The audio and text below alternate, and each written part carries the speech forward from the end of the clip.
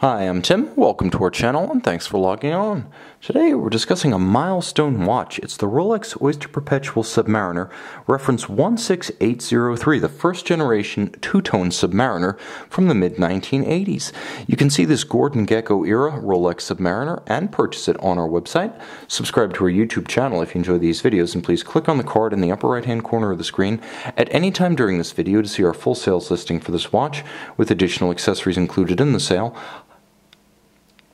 high-resolution images for your desktop, and naturally, complete pricing details for this and our entire collection of pre-owned and vintage Rolex watches. Now, the watch on my wrist is indeed a milestone watch, but before we get any deeper into the video, let me fully explain what you're getting. You're getting a very well-preserved movement, case, and bracelet with a service, bezel, and dial from Rolex. That's right, both are super luminova. Both are factory Rolex. I just want to be clear because we are talking about a watch over 30 years old that is part of a collectible series from Rolex. This one's best described as a beautiful survivor and daily driver. I wouldn't consider this to be the watch that necessarily pegs the meter at auction, but if you want one to wear, you cannot do better. Now, on my wrist, 16 centimeters in circumference, the watch wears well. Comfortable, it's the fit and the feel of the pre-super case Rolex Submariner. It's not quite as petite as the older vintage models from the 1960s and 50s. By the 80s, the watch had more or less assumed the wrist stance it would maintain until the arrival of the super case subs in 2008.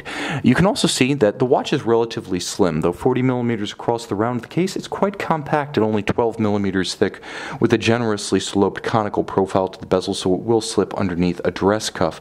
Now, from lug to lug, and because we are talking hollow end links on this bracelet, we are going to measure it from case extremity to case extremity, and that is 47.5 millimeters.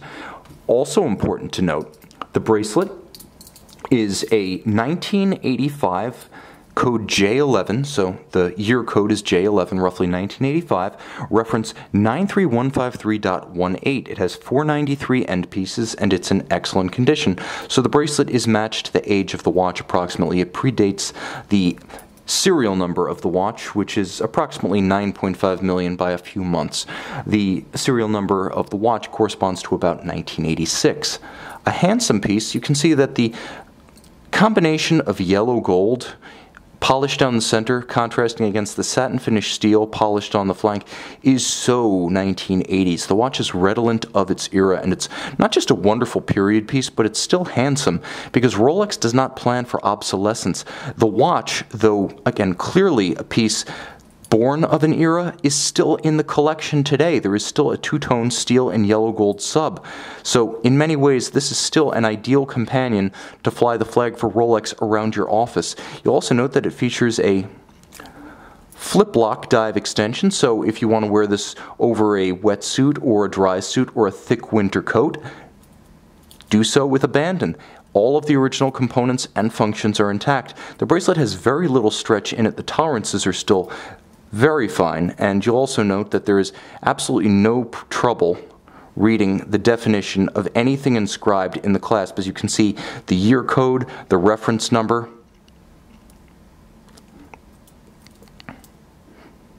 and even the Rolex logos in all of the stamped components.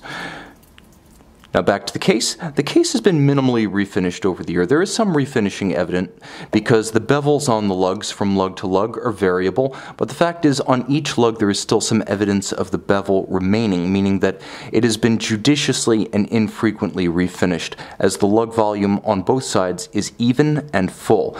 There's no protrusion of the spring bar through the flank of the case, so you can see that the flank metal thickness has remained relatively full and close to factory over time.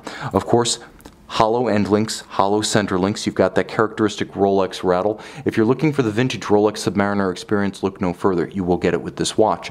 Of course, there were some changes with this generation of Rolex. This is considered to be a transitional reference.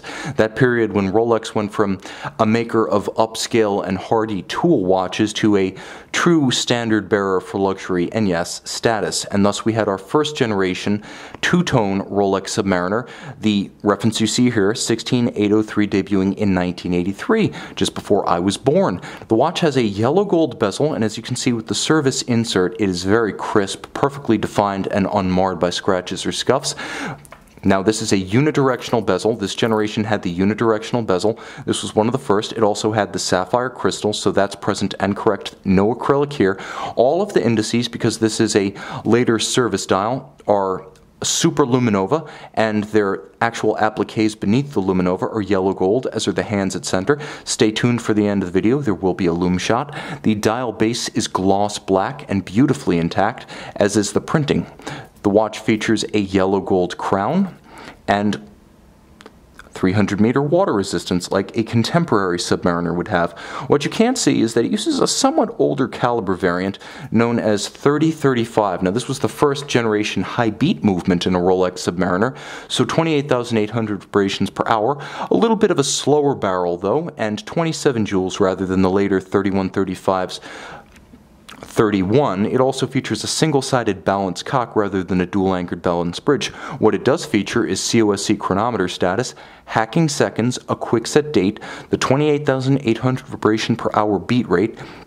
It is free-sprung for toughness, and it does have the Breguet overcoil for resistance to gravitational or positionally induced timing deviation. So in many respects, this watch with the unidirectional bezel, the sapphire crystal, the modern beat rate movement with chronometer spec, and the 48-hour power reserve will give you a contemporary Rolex watch experience, albeit with many of the features I've showcased, from the pinhole tool apertures on the lugs to the hollow links that are redolent of vintage Rolex.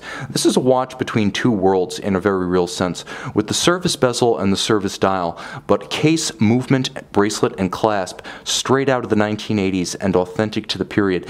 It's an everyday vintage Rolex that you can wear and enjoy with abandon. This is a watch that has immense period character and doesn't short you the Rolex experience, the 1980s Rolex experience or the contemporary Rolex experience. Buy this one to own and love on our website.